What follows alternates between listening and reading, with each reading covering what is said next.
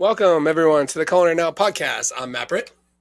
And I'm Jamie Schick. And today on the pod, we're joined by Chef Richard Miscovich, who is a department chair at Johnson Wales University, specializing in artisan breads. He's also the author of From the Wood-Fired Oven. Chef, thank you for taking the time to join us today. Oh, thank you so much for asking me. I am so excited that we get to speak with you today. We have worked together for 8 years, and I feel like when we were coming up with this episode, I realized I actually don't know what led you into the bread world. So I'm excited to dive deep into this and learn a little bit more about your history. So could you share how you got into the artisan bread world? Sure, I'd love to. I'm going to go back a little further. I was always interested in food. My dad was he was a good role model because he cooked a lot. It wasn't necessarily a baking uh, household too much, but just making food. So then I went to college at Michigan State University, where I was an English major, and I started working in a grocery store, and then they opened an in-store bakery, and I started working in that. It was a typical grocery store proof and bake bakery, but it was located across from this big international housing area. So it was a very interesting um, grocery store with a lot of different imported foods. It was in Michigan, of course, so there were breads from Detroit and things like that. And so it just made me aware of the bread baking process. I got used to going to work before class, which I liked and I still like. And I just kind of got a taste of that production sense. And then I moved to California, and this would have been about 93, 92, early 90s. And of course, the food scene was changing at that point. And I had some Yes. artisan bread where I lived in Santa Barbara, and that was a huge revelation. And then I moved to North Carolina with my ex-wife, and I had more time. I just started baking at home, and again, this is now like artisan bread world was starting to come on the scene. And so San Francisco Baking Institute had just opened. I read this book called Bread Alone by Dan Leader. There are tons of bread books now, but that was one of the first. And I just got intrigued by going from old style American baking to this European style hearth breads. So I went to SFBI and took a couple of weeks of classes very similar to the ones that we have now in our program at Johnson & Wales. And I met Ellen Scott, an oven builder, wood-fired oven builder, when I was out there. And so I learned to bake, and I got exposed to these wood-fired ovens, went back to North Carolina where we had just bought some property and built an oven and started baking. Originally, it was going to be just a small backyard oven, but it got a little bigger because I figured I'm doing it, right? So just had a small little commercial enterprise for a little while.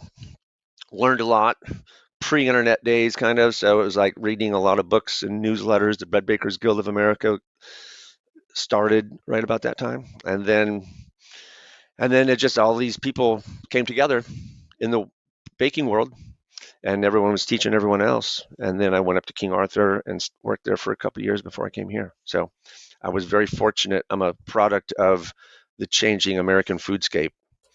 Um, and I just kind of fell into that. And there were all kinds of new ways to learn and new enthusiastic people, new supply chain or organics were starting to come on around there. So that's how I got that's how I got to Johnson Wales. I'm Chef, it's such grateful. an interesting story. I mean, it's like It is. it's weird because it's linear. Like you definitely had a progression that seems normal. Like you went from place to place learning as you went, but you were all over the world. And you said the American foodscape. You've seen bread develop, but from so many different lenses. It's probably really impacted you in a positive way. But along that journey, like was there a loaf? Like what was there a piece of bread that you ate that was like, boom, this is it. This is what I'm going to dedicate my life to. Or was it just something that happened incrementally over time? I would say it was both. When I lived in Santa Barbara, um, which was just a sophisticated city, and I had this piece of chocolate pumpernickel bread, and I just never had anything quite like that. And I was like, oh, this is like an upscale version of. But I had these iconic breads from my youth. I was always interested in my Polish ancestry, and I had Polish aunts and uncles who came from Hamtramck, a Polish enclave in Detroit. So that also formed my impression. And then I also had the opportunity to work with James McGuire, who's a great baker, chef, pastry chef. He lives in Montreal, and he introduced me to a couple of basic breads like rustique and miche and a 67% rye, which is kind of like my power trio of breads that fulfill every niche. So things like that, naturally leavened miche, it just is a connection to the days gone by, of old European hearth breads and how flavorful they can be when you get grain to ferment in a controlled environment. Yeah, for sure. And I think that almost speaks to your book where it's called From the Wood-Fired Oven, but it's also kind of about bringing people together around cooking, even if that is fire. And I know that you spent some time building the wood-fired ovens and helping other people do that. Can you talk a little bit about that? Sure. That was again when I was out in California that first time, and I met this man named Alan Scott, who really kind of revitalized the wood-fired oven movement in the U.S. And that was my first kind of major oven. And it is a primal thing. It's super enjoyable. It's like what Matt said, it brings people together. Or Jamie, maybe you said it. Sorry, but there's fire, which is a draw, and there's food, and it's warm, and it's cozy, and you can use it to make food in a wide variety of heat of temperature um, ranges, from super super hot to really quite cool. That because there's a lot of thermal mass, it holds that heat for a long time. So it's you can dehydrate things in there, um, and you can just blaze away at super high temps. So um, It's experiential. Like it's definitely part of what food is today, and like you see this as far as like where food is heading. It's not just about the actual plate in front of you. It's about the experience of how that food got to the table or how it was prepared. But chef, I have to ask because like you're in like the stratosphere, and I've had the breads you've made. Like they're mind blowing, and I'm not trying to like fluff you up, but like they're really good. And Thank you. I am not in the stratosphere. I'm actually probably like underwater, but like as a bread baker, but I love baking bread. And I think that one thing that you do really well is you're able to take this intense amount of knowledge, sorry, and translate that to people that have maybe never even touched bread before. How difficult is it for you to sort of, dare I say, dumb it down a little bit, or to talk about like just okay, I don't have a wood fired oven, I have a conventional oven, and I might not even have a KitchenAid mixer. Like, what do I like? How do you approach that type of entry level bread baker? Yeah, it's interesting because bread's simple and complex at the same time. There are only four ingredients, but they can be in widely different ratios, and time and temperature makes a difference. But I think, being able to appeal to different levels, we all have this advantage of having become professional educators, right? And you know what is ephemera, and you know what the basics are, what the foundation information that you need, and also doing it both on a commercial scale. Like there are steps that you might read in a home bread baking recipe methodology, but really isn't that important, right? I mean, you read all this stuff all the time. You're like, you don't really have to do that. And people who don't have that experience of making it at a larger scale, or have not had enough years of experience, where they're like, whoops, I skipped that step and it made absolutely no difference.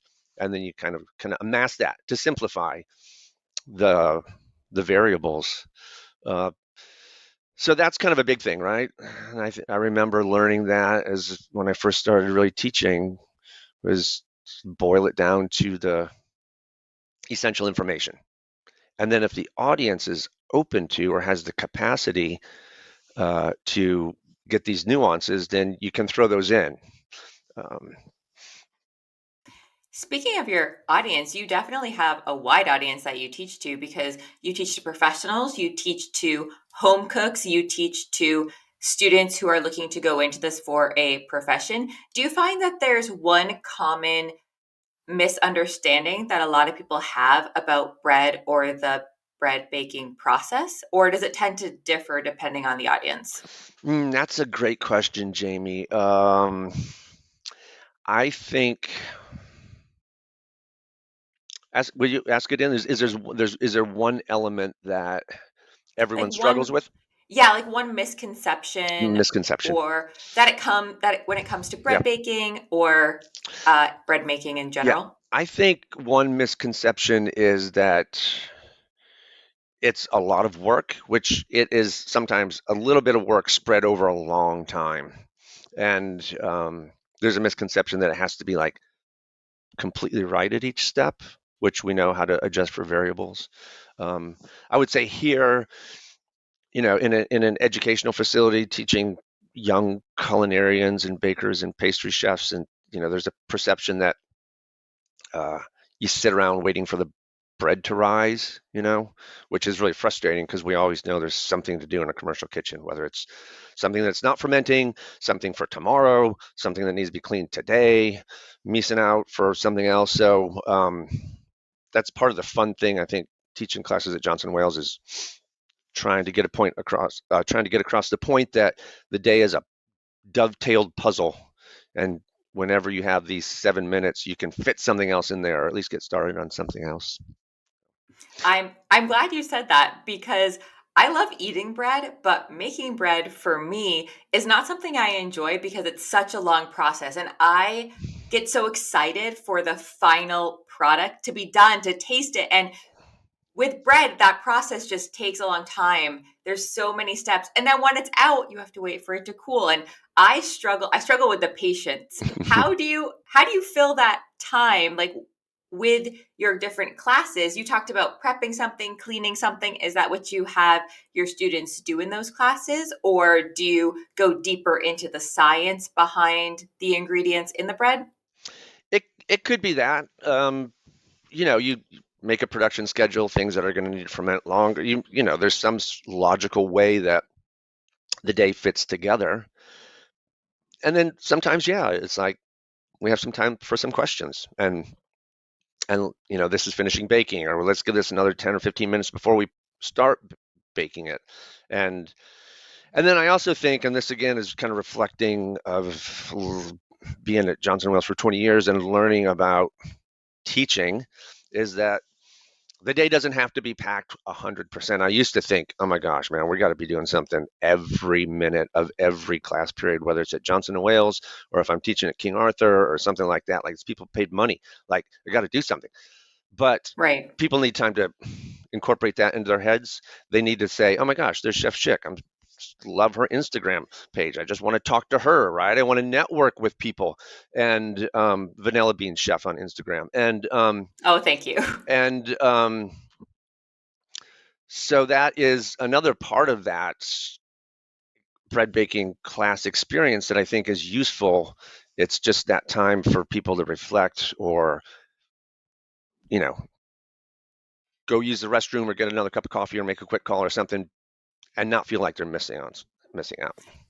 And what do you tell people when the bread comes out and they want to bite into it like me? And you're like, no, no, no, you have to wait. We got to let it cool a little bit. How do you prevent yourself from doing that? Because warm bread, everyone loves like fresh warm bread with like warm melty Sure. butter. Oh, and it smells so good. How do you calm all that down to be like, no, no, no, we got to wait, got to have the patience to do this right? I just let them do it. Because it's excuse me, it's innate, and nobody doesn't like that experience, right? It might Right, not be the right. best. It might not be the best, but it's not a terrible thing. And there are purists out True. there, they hear that, they're going to think I'm just a real Neanderthal. But if we make a lot of bread, we can try it when it's warm, and you can try it some once it's cool. Oh, yes. But That but okay, that's great. Yeah. but then you can also explain, like, this is why it should cool. It's not done baking inside. There's carryover baking, right? There's the crumb is still too tender, so when you do cut it, it's not going to be as nice as when it's cool. Um, there's a pressure differential in bread when it comes out of the oven. So as it cools, it draws oxygen through probably a well caramelized crust. So you're filtering oxygen through caramelized crust, and that flavor is being deposited inside the loaf. So that's my favorite reason, right? It's going to be better if you don't break it up, just in the same way that you want to let your turkey rest a little bit before you slice it too. See, the way Um, you just described that is way more intelligent than what I would say, which is you'd burn your mouth. Like, it'd be just be too hot. oh, The way you said it, like sounded intelligent and like an actual like based in science. And I'm like, don't be a fool, it'll burn you. And right. but like both of them are like true, but yours is Yeah. just better. Yeah. And it's probably, there are those who say it's harder to digest, and maybe it is. But the thing is, you know what? I don't know. I'm kind of like, go ahead and eat some warm bread. Yeah. Just go ahead and eat some warm bread. Make 2 loaves or 200 loaves and have the experience. If it makes you feel good, wonderful.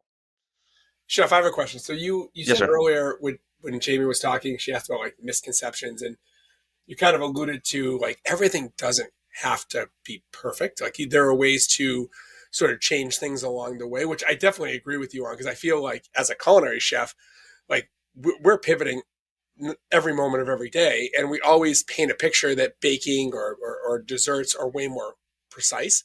But I'm glad to hear you say that. If you had to say, is there something in bread baking, knowing that everything doesn't have to be perfect, is there something that you would advise, whether it's the entry level bread baker or the more advanced bread baker, you cannot miss? And like, so I have my thing that I feel like if you leave it out or you miss it, it's going to dramatically impact the loaf in a bad way. But I'm curious what yours is before I say mine. And then Jamie, I don't know if there's something you want to, if you have one thing that you always think is important.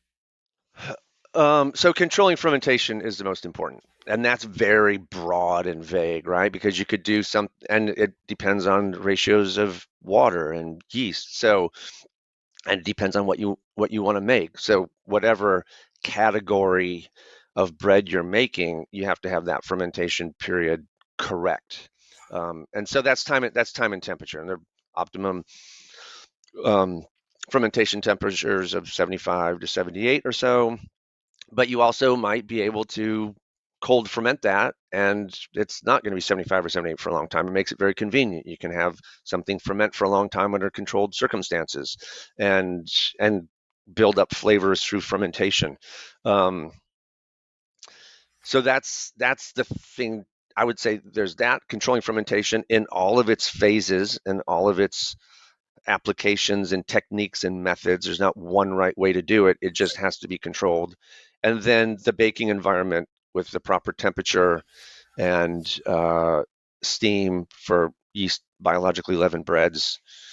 Um, those are the two things that you can have perfectly fermented bread in an oven that's too low or no steam, and it's going to look like it's not going to look good. See, that's so funny because like your response, as like what I said earlier, was way more intricate and probably from the mind of a bread baker.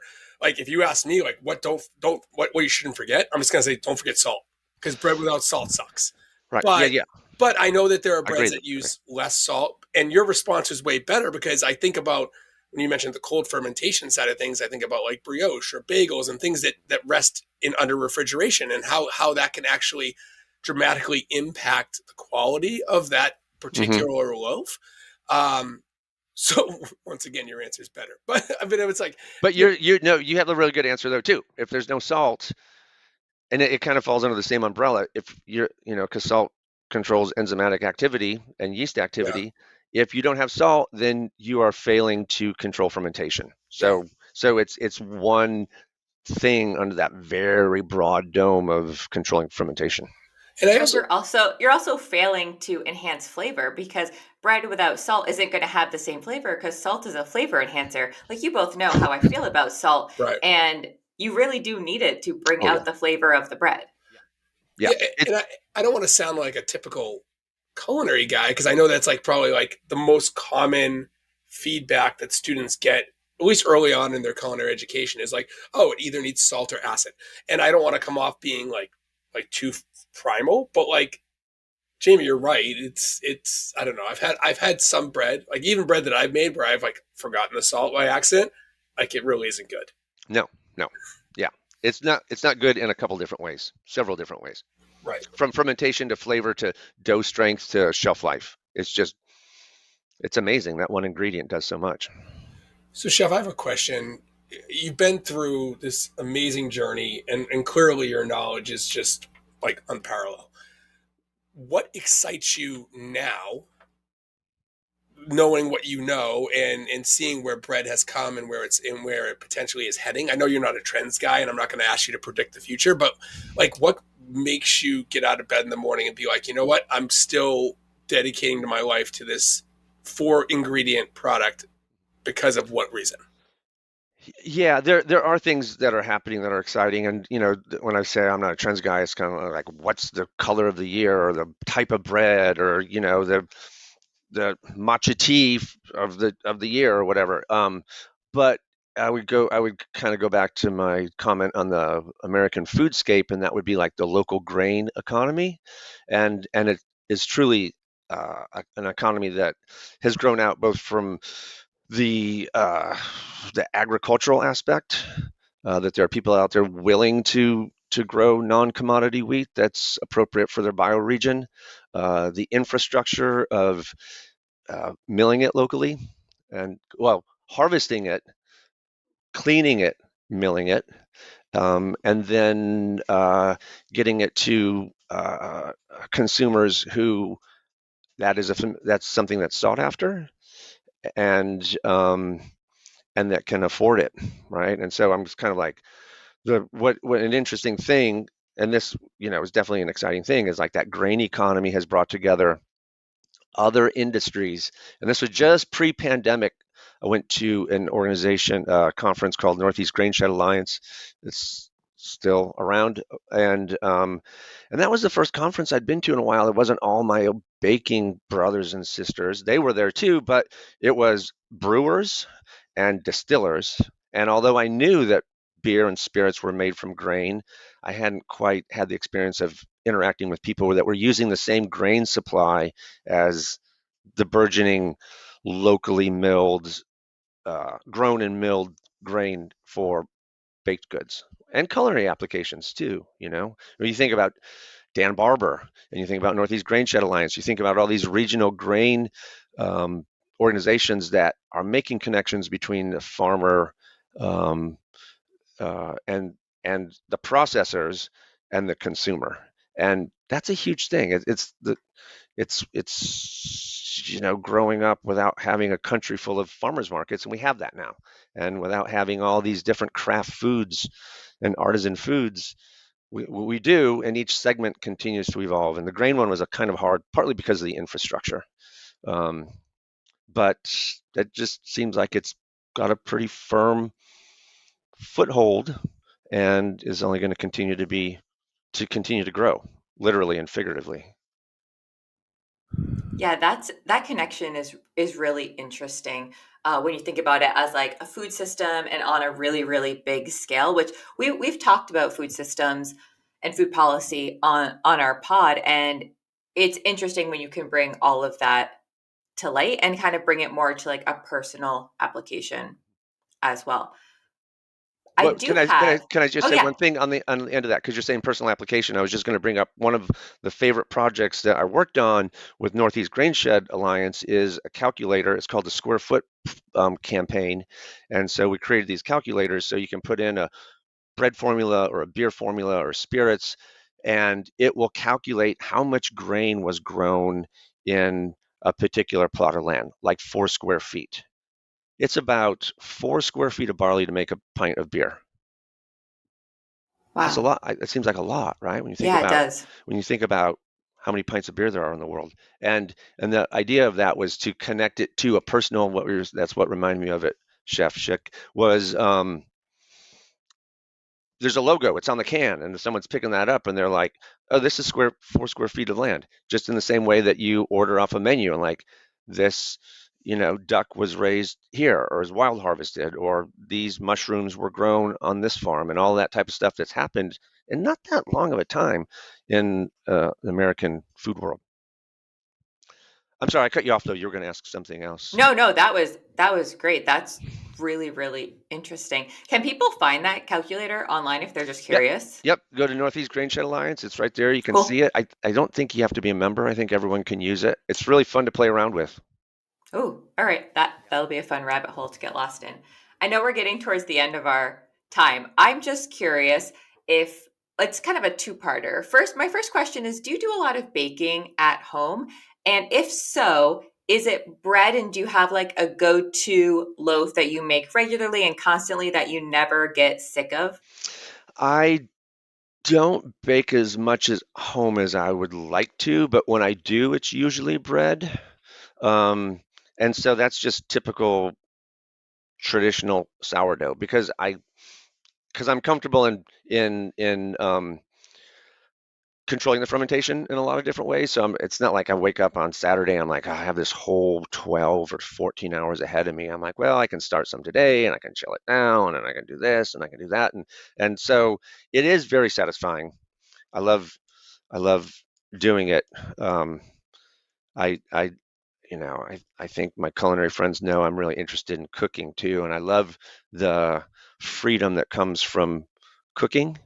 Like we weigh ingredients, you do water temperature formula and do all these things, control time and temperature, worry about is it going to over ferment if I leave it on my porch tonight or should I bring it in, all that type of stuff, which is fun. But on the other hand, man, I love cooking and just like putting things together and not It's freeing. not being confined by a methodology. During the pandemic, I got into a big meatloaf phase in the beginning, and I was like, I first started looking up like I'm not going to look up some meatloaf recipes, and I'm like, what the heck? I could make a damn meatloaf, and I'm not going to read anything about making meatloaf. I mean, why should I have to? But you know what I mean, right? I'm making soup Yeah. today. It's what's in my fridge. That's so funny because if you asked any other person on the planet what they got into during the pandemic, it would be bread. Except for you, you got into meatloaf. Well, maybe not Jamie because she's shaking her head no. But like, I just went skiing last week and like I was riding the lift and they're like, "Oh yeah, we really got into bread over the pandemic." It's like I feel like you hear that all the Oh time. yeah. But Yeah, it was amazing. It was but amazing. but you got into meatloaf, and I Yeah. just think that's the music or the anyway. I was I occasionally played Bat Out of Hell when I was making some meatloaf. I was gonna say because like all right, well we'll get it. So chef, so I mean again you talk a lot about like the fermentation side. Like I'm sure like at your house like you have a starter, and my question to you is, and this is sort of cheeky, what's the name? I don't name starters for some reason. I never did. Um, I do love naming things, right? I love naming parts of my yard and I love naming pets and things like that. But for some reason, I never was drawn to that. Although I think it's great and people do it. I'm not being judgmental. I don't ever do it. Partly because it's become, we exchange them. It doesn't have an origin story where I'm like, this was Jesus's sourdough starter or anything like that. But when people do name them, which is common, I always remind them that I think it should be a female name because it is a giver of life, right? It multiplies. You just have to feed it, like all of us, really. But if you do in the right conditions, it goes and creates something completely different, which is we have these sayings and idioms, right? A woman's pregnant, there's a bun in the oven. And so I just always feel like starters are female entities. So if I was to name it, it would be something beautiful like Eleanor or something. Wow. Oh, that's really interesting. I have a question about starters though. People always say, "I've had this starter for 30 years and that's why my bread is so good." I have my own thoughts on that. Do you actually think that someone who's had their starter for a long period of time, do you think that's actually influencing the end product, the flavor of the bread? No, what's more important, I don't believe that at all. I believe what is important is that how it's maintained and cared for, especially in the recent past. And so this is something I heard from my friend Noah Elbers from Orchard Hill Breadworks in New Hampshire. He's like, it doesn't really matter who your grandparents are. It does kind of genetics and all that type of stuff. But what's more important is that are you a healthy person? Did you just have good nutrition for the past couple of weeks. If I had a 30-year-old starter that wasn't fed for a couple of weeks and I used it, it wouldn't be very, you wouldn't have as good of results as if that was maintained. So that's being turned over all the time with new flour, and it might become stable, but I'm not convinced there's an inherent value of having some little microcosm of that starter having been around for 30 years. That That makes is sense. That goes with what I feel too, because I feel because you pull some out, you feed it, and by that many years later, how much of the original starter is still in that strain that you're using? So I'm glad you said that. Probably none. Probably none. It's been completely turned over. So, Yeah. All right. Chef, this was so informative and just powerful. I think that you said things in such a way that really, it transcends bread baking, which I think is sort of your ethos. You take it very seriously, and I think that that's something that anyone who wants to get more into it should do. So I really appreciate you sharing your wisdom with us. I had another question. It was unrelated to bread, but I don't want to get you upset. But do you think Den and Company should make new music? no. And anyone who's listening who's unaware, Dead and Company is one of the iterations of Grateful Dead, which Chef Britt and I are fans of, We're actually and calling this episode "The Grateful and Bread." I'm thrilled about that. I'm Yeah. thrilled about that. And so all good things in all good time, right? And so there's some really wonderful, many wonderful long parts of the Grateful Dead history that are great. And I went to Dead and Co shows in the beginning, and it was like so thrilling to be um, uh, back in that scene. To get choked up, because it's such a wonderful group of people, just like bakers. It reminds me of when I first met bakers. Like, these are my people, and then it just kind of, like, some things pass, right? Some people don't leave the party quite on time, and I think it's time for that. It's nothing against any of those musicians, and I think they all have their own side things that they can do, and that's great. It's just, I think if they detached from the Dead part, still do that music, but just have it be in a completely different entity, that would be better. If it was still kind of cranking on and really kind of more of my style, I would want it to keep going. You know. So, how about you? What do you think? I would probably. There's a part of me that would like just, like, I don't know. Like, I never saw like the Jerry dead, Uh-huh. so I don't have that experience personally. So there's a part of me that's like give John and Bob a little bit of time, and maybe they could come up with something really fun. But then I would also be crucified by some really hardcore people that would be like, it had its moment, and it's no longer what it was. But Yeah. I mean, I do enjoy listening to them, and for what it's worth, anyone who has attended one of their shows or watched them, I mean, Bob Weir is amazing at his age doing what he's doing, Totally, totally, and it just, but it's you know, changed. it's a little slower. That's part of it, and Yeah, that's fine. And I hope that I can be as active as Bob Weir is when I'm his age, and I'm grateful for all of that. It's just kind of not to my liking. I'm not as thrilled about it now as, in 2017, or definitely like 87. yeah. I mean, that's true. It's true. But random non-bread related question, but I had to like do it because we are gonna. Well, Jamie doesn't know this, but I am calling this episode "The Grateful Bread." So I saw. I saw. I think you slipped with that. And again, I'm thrilled. I'm thrilled. beautiful. This is my kind of professional development right here. There it is. There it is. Yeah, I'll sign off on this if you need like a witness that you did it. All right. Well, Chef, thank you again for taking the time for sharing the stories. Honestly, we're so honored to have you here and be able to talk with you. No. Well, I'm so honored that you asked me, and I know you both have so much knowledge and charisma, and just different spheres of the food world. So I'm really honored that you asked me. So thanks very much.